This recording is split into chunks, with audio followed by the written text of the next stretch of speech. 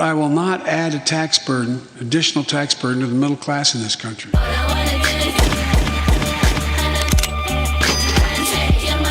Well, when the president does it, that means that it is not illegal.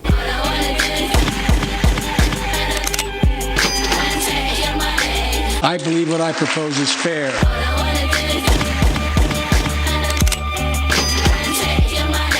I'm not looking to punish anybody.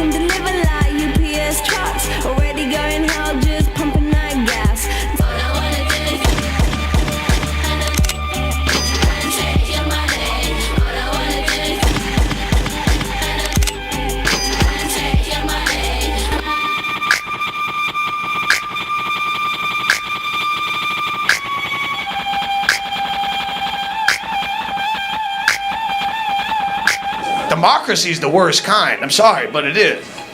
We get to pick our leaders. Well, what if I don't want a leader? Where does that vote go? I do good on my own. I don't want to be led. Is that freedom?